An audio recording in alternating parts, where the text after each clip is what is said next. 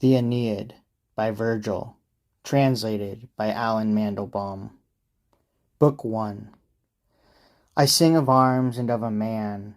His fate had made him fugitive. He was the first to journey from the coasts of Troy as far as Italy and the Lavinian shores.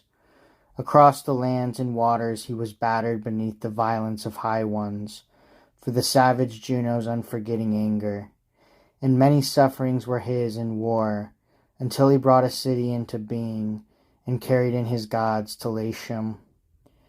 From this have come the Latin race, the lords of Alba, in the ramparts of high Rome. Tell me the reason, Muse, what was the wound to her divinity, so hurting her that she, the queen of gods, compelled a man remarkable for goodness to endure so many crises, meet so many trials? Can such resentment hold the minds of gods? There was an ancient city they called Carthage, a colony of refugees from Tyre, a city facing Italy, but far away from Tiber's mouth, extremely rich, and, when it came to waging war, most fierce. This land was Juno's favorite, it is said, more dear than her own Samos. Here she kept her chariot and armor. Even then the goddess had this hope and tender plan, for Carthage to become the capital of nations, if the fates would just consent. But she had heard that, from the blood of Troy, a race had come that some day would destroy the citadels of Tyre.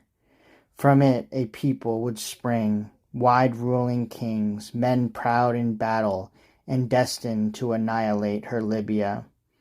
The fates had so decreed, and Saturn's daughter, in fear of this, remembering the old war that she had long since carried on at Troy for her beloved Argos, and indeed the causes of her bitterness, her sharp and savage hurt, had not yet left her spirit.